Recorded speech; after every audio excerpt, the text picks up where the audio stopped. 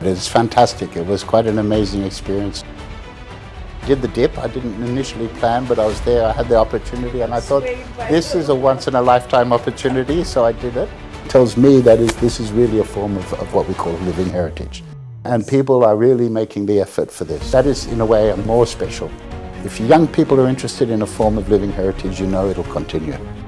The challenge is being able to absorb and maintain the growing interest and the growing numbers, and that does put pressure on, obviously, on governance and on all the administration side that has to manage all of this, but I think it's been done and it's quite incredible. It's a huge job. Congratulations also to the government of Uttar Pradesh for pulling this off. It's no small feat. Welcome to the beautiful UNESCO office in New Delhi. And today I have the privilege of being in conversation with Mr. Tim Curtis, who is the Director, UNESCO, as well as the representative of UNESCO to India, and of course the Director of the Regional South Asian Office. I'm delighted that he's decided to join us today because he is returning from a very special place. Welcome back from the Mahakumbh. How was your experience? How to describe it is fantastic. It was quite an amazing experience there yesterday. It's something you don't get to see anywhere, really. So I can only say I've had a fantastic, wonderful experience, a real eye-opener. Once in a lifetime in many ways, isn't it? Absolutely, absolutely. And so I really didn't want to miss the opportunity. And I must say, it's a memory that will stick with me. Have you ever seen these many people ever? I've been to a few large gatherings, but this was on a scale that I'm not sure I've seen anywhere. Or will be repeated very soon, I don't think. No, I don't think so. Yeah. It was truly impressive. Yeah. And I mean, I think it's just so unique in itself, and the fact that it has this historicity. Absolutely. I think, we'll talk about it. I think what's amazing to me is that this festival is so ancient and yet so modern.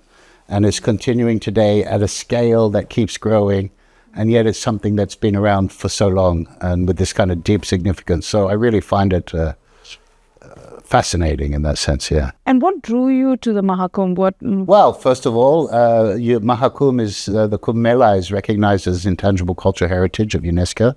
And in fact, prior to me coming to be the UNESCO Director of South Asia, I was in charge of the Intangible Cultural Heritage Program and Secretary of the convention.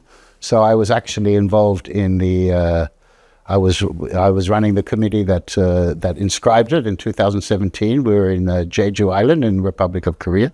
So that was my previous job for 8 years, was the Intangible Heritage Program of UNESCO. And I must say, I remember the Kumbh Mela inscription process and sort of learning about it at the time and thinking, oh my goodness, this is huge. One day I'd love to go. So now I'm here as a rep to very unique India, time. and I was invited, and it was an opportunity, and I couldn't miss it. So this. And can you tell me a little bit about this Intangible Cultural Heritage, ICH? Yeah, sure. So Kumbh Mela was recognized as Intangible Cultural Heritage of Humanity by UNESCO.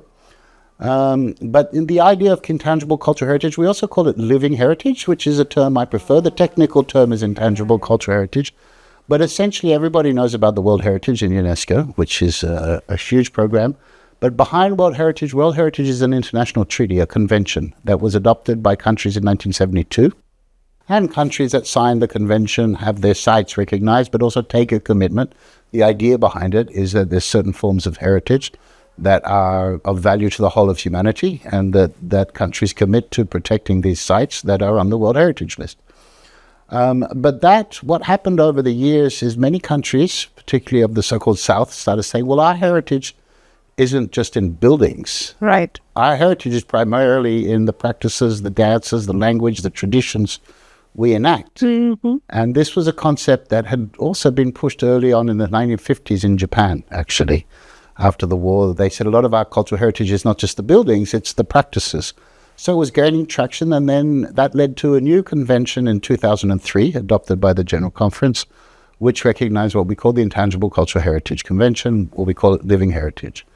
So it's really a complementary to the World Heritage Convention, but it's also, instead of focusing on the sites and the buildings, it's focusing on practices, expressions. It has different domains. Cuisine? Yes, there are foodways. What we call culinary heritage is part of it, absolutely. And there's a number of elements inscribed along that. But the core criterion is that it must be linked to the identity of a community of practitioners, okay? So that it's really, in that sense, fostering cultural diversity and helping to safeguard traditions that may be at risk of disappearing, and that instead of comparing one to another, it's a comparison within a community. So a community identifies its own intangible cultural heritage, and then countries put that forward. And the Mahakumbh would qualify on all these counts? And absolutely. So Mahakumbh was inscribed. Without going into too much details, there's certain criteria that must be filled, such as wise ICH, but also the role. UNESCO plays a lot of importance on the identification and the role of the community in the preparation of the nomination file. And so the Mahakumbh nomination file involved a huge amount of stakeholders, organized also and then submitted by the government of India, of course, to UNESCO. But so, it was everything from some of the religious organizations, district administrations, the sadhus themselves, who all wrote letters to support this nomination. And then it was inscribed as, I think it was... So how long was the process? Well, the process, the work, first of all, there's the work in country, which is all this consultation. So I don't know, you'd have to ask sort of the officials here how long they took. But once it comes to UNESCO, it's about a year and a half. It goes through an expert evaluation. So there's an evaluation body of 12 experts from all regions of the world who evaluate the file. They give a recommendation. And then it goes to an intergovernmental committee of 24 countries on a rotating basis. And those countries then... So it's a very robust process. It's a very robust process that starts in country and then takes another year and a half once it gets submitted to UNESCO. And it's an intergovernmental, first expert and then intergovernmental process, And could you give me examples of others? We have about 780, I think, or 730 now elements inscribed. And in fact, every year there's a new committee and there's a number of new elements that are inscribed. India has 15 elements inscribed. And I can give you some news is that the next session of the committee will be held in India in December for the first time. Last year, the World Heritage Committee was held in India. And this year, India will host the Intangible Heritage in New Delhi. And that will be in early December of this year. And I think there's a nomination coming through for India, but I'm not supposed to talk too much about that. But I'm maybe guessing now what... but there are many examples. They range from food traditions to very small-scale disappearing traditions of indigenous to large-scale things like the Kumbh Mela. Right. And in all corners of the world. So it's really quite diverse. And that's why it's not a comparative about this one versus that one. It's within the culture, within the community, what is identified by that community as essential to their culture is really the kind of criteria that's looking for. And when we talk about safeguarding, the difference, say, with buildings, you bring in experts and you protect a building and you have laws and you say you can do this and you can't do that. Here we're talking about knowledge, practices, so it's really about this intergenerational transmission. And the key to safeguarding is making sure that it continues to the next generation. So we also work with education, we work with awareness raising. And generally I've found over the years, the key is getting young people interested. If young people are interested in a form of living heritage, it'll continue. The biggest threat is when the young people get disconnected from it. And so you've lived in a couple of countries. How do you think our youth in India, how do they respond to their heritage? I'm very impressed. You are? Oh, that's good to hear. I think since I've been here, I think what's amazing about India in that sense is the heritage, is that ability to both embrace the modern world and maintain a heritage which goes back thousands of years. And to me, this is a truly unique, or not unique, but it's a very striking feature of India. And I think young people are attached. And it comes through also even in having your own movie industry, music industry, contemporary, ancient. It kind of merges nicely together. And what we say with living heritage is it shouldn't be static. It shouldn't be frozen in time, just replicating something of the past. It needs to adapt to each generation. You keep the essence, but of course you adapt so that it has meaning. And I would say overall very positive in India. I think young people in India are attached to their cultural heritage in general, perhaps not everyone, and in a creative way, in a dynamic way, not in a static way. And at the same time, there's the population of youth in India is huge. It's a very young population, and I'm constantly impressed and quite amazed. Yeah. And how is the Mahakumbh perceived abroad in different parts of the world? With a certain level of astonishment and amazement. I think that the scale of it, of course, impresses everyone. And when people know of it, it is impressive. It is huge. And we're seeing, I think, more and more this year, you're seeing more and more international people coming for the Mahakumbh, or the Kumbh Mela, whichever it's called, and that'll continue. There's also the diaspora community, of course, it comes back, but many, many people. And so I was there yesterday, and in fact, I was there with a combination of indigenous leaders from around the world who'd come, shamans, indigenous tribal leaders, with also Indians who came to do the dip and who'd heard about it and who were there. So, it's really taking that. And then, of course, there's high-level visits. Tourists are coming. But I think it should never be just for tourists, right? The main thing is, and the bulk of the people are Indians who want to do it, and that's essential, because that gives it its real spirit. Yeah. I think the spiritual quotient is very high. Absolutely. Even though there's so many people there, I can feel like organized chaos, isn't it? I think that's a decent way of putting it. I think what was amazing to me yesterday when I was there is that all these people walking. Yes. All walking, carrying water. But everybody was kind of calm. Right. And they know where they're going. They're all working. Going, and everybody seemed okay, despite the massive crowds. Yeah. So that in itself is truly astonishing. And I was speaking to someone and they said, we have entire countries, the populations of entire countries visiting in one day. Yes. Like all of Singapore is at the Mahakumbh in one day. Absolutely. It's that big. So it is, and the fact that it's every 12 years, well, there's the 4 sites and it goes around it, but it gives it that special sense, and but it does brings together so many people, and this is another important aspect of what we call living heritage, is that kind of social cohesion, bringing. The reason we have living heritage is it helps form our societies. It helps keep us together. Community. It builds community. It's the foundation of community. And we saw during COVID, for example, in UNESCO, many people were distressed because they couldn't practice.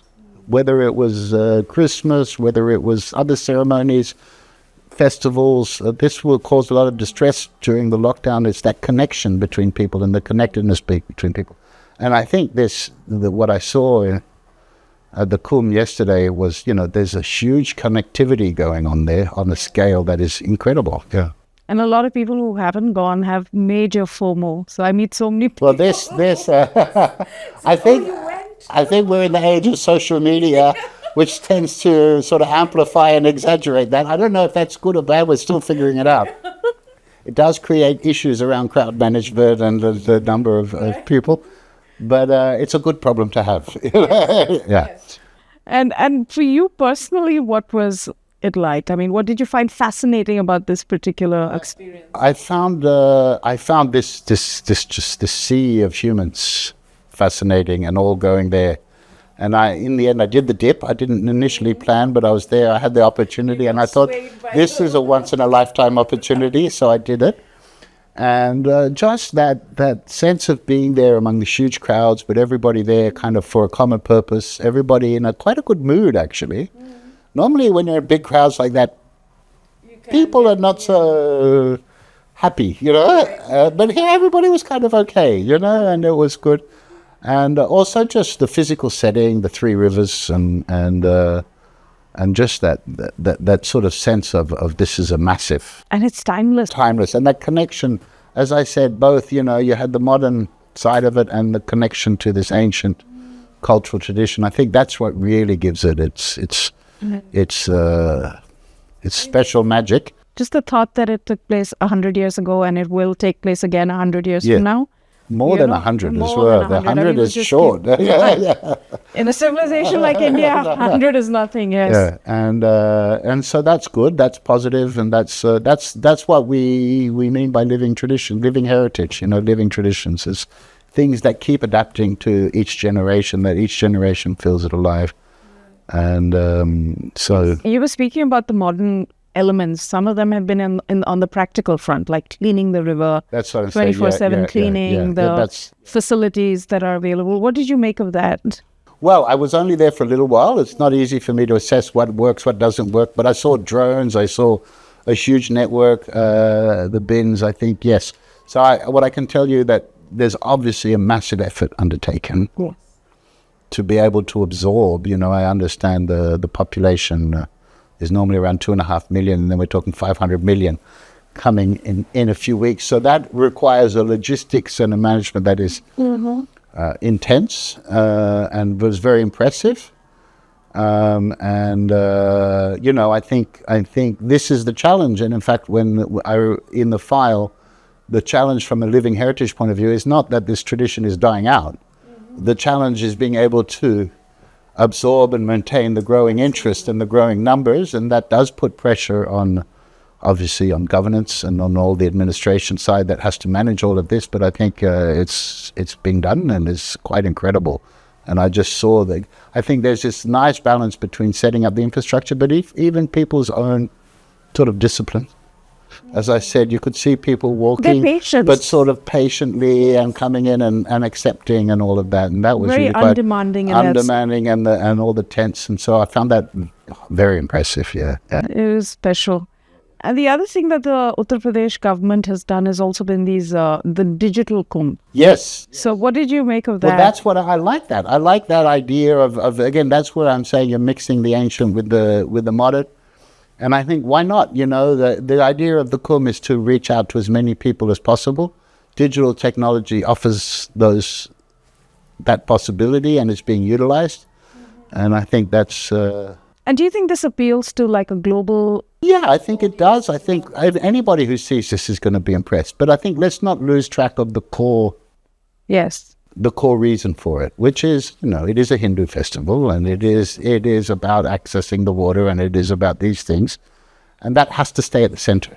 It's okay to do these other things if that stays. Meaning, what has to stay at the center is this genuine desire of people to. I mean, there's the FOMO side, as you said, but there's something else also, which is people. These are not necessarily very wealthy people who are traveling large distances and want to be there and want to do this. And that's in itself very telling. Very moving. That's very moving, and it tells me that this is really a form of what we call living heritage. It's people, they're not being pushed or urged. And just walking for miles. And people are really making the effort for this. And that is quite unique, and that is in a way, I'm sorry to say, more special than any digital technology you can put together, Yeah. And I think the other thing, the way they have their own order in that. Yes. How they hold hands, or they'll take a chunni and everyone in the group will be holding that. That's what yes, exactly. And that's what I was noticing. And I was sitting in the car, and that's the kind of spontaneous bottom-up organization that's going on that makes it all possible, really. And that has to be, let's say, supported by the government and all that. But at the essence, that's what's making it work. And that's the real living heritage. That's incredible. Yeah. And it's the kind of detailing that I don't think is possible for anybody, and especially at this scale. No. There's no way you can sort of tell all these people to act like this and do that. Well, that wouldn't work. So it's coming from inside, right? It's coming from within them, and they want to be there, and they're doing that. And I think that's the beauty of it.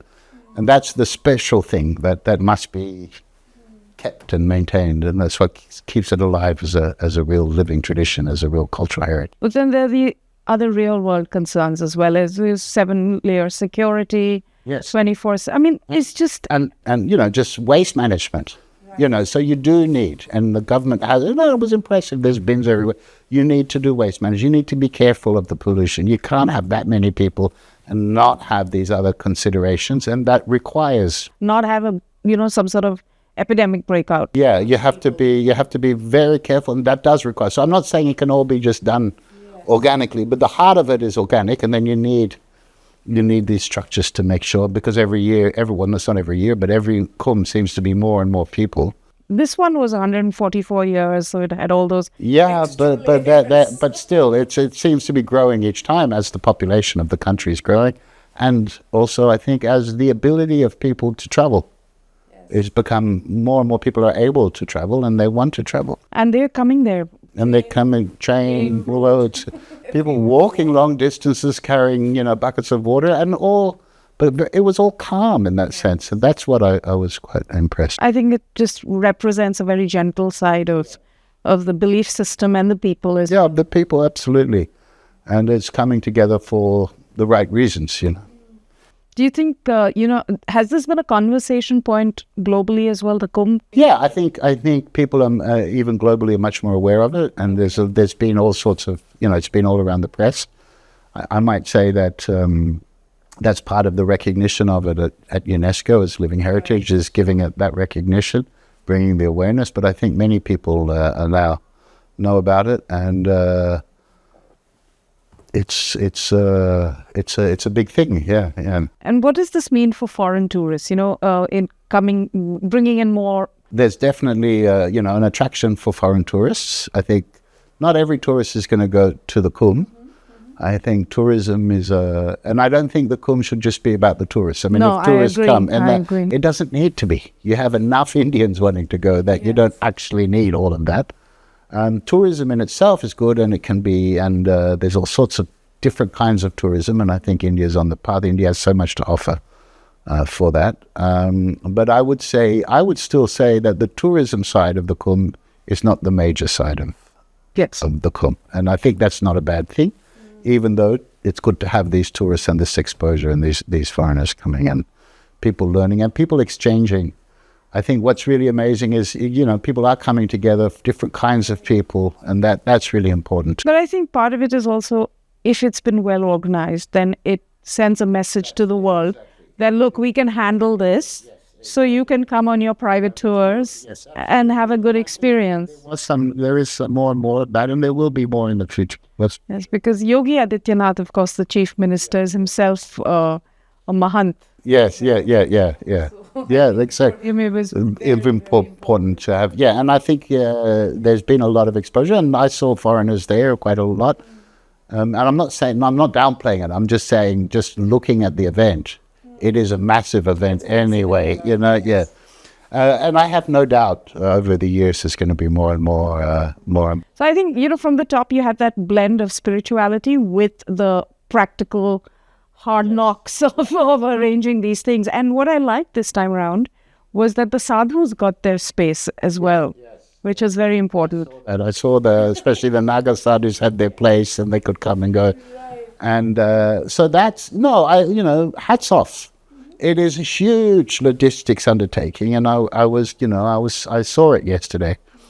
And that's the big challenge. The big challenge is the success of the event and keeping that going. And I think I understand that it's a lot of preparation. I understand that they had to bring in people from all over the state.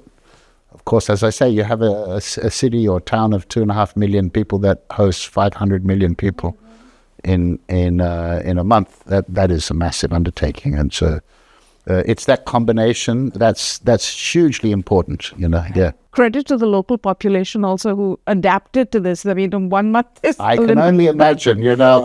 I've lived in a city that's adapted to the Olympic Games coming, and that kind Sydney? of yes. And but this is even on a scale much larger, and I think it was yeah. And you've already shared this, but what was the most inspirational story of the Mahakumbh? And I think you've already shared that, but you shared it so beautifully, so maybe.